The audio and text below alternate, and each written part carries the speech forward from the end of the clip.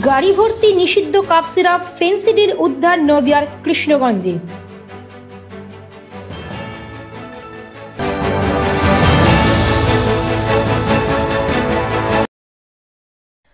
This video is for information and knowledge purpose only.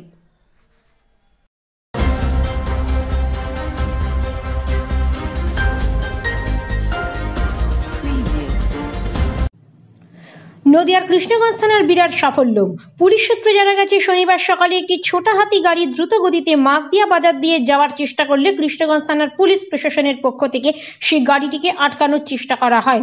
গাড়িটি পুলিশের কথায় কর্ণপাত না করে দ্রুত গতিতে চালিয়ে চলে যাওয়ার চেষ্টা করে। কৃষ্ণগঞ্জ থানার পুলিশের পক্ষ থেকে সন্দেহজনক ওই গাড়িটিকে চেজ করলে মাছদিয়া পূর্ণগঞ্জ এলাকায় দ্রুত গতিতে গাড়িটি গিয়ে একটি লাইট পোস্টে ধাক্কা মারে। ড্রাইভার পলাতক। এরপর কৃষ্ণগঞ্জ থানার পুলিশ গাড়িটিকে ঘিরে পরবর্তীতে জিসিপির সাহায্যে গাড়িটিকে তুলে নিয়ে আসা হয় কৃষ্ণগঞ্জ থানায়। স্থানীয় পঞ্চায়েত সদস্যের উপস্থিতিতে ওই আটক গাড়িটি পুলিশ রিকভারি করে।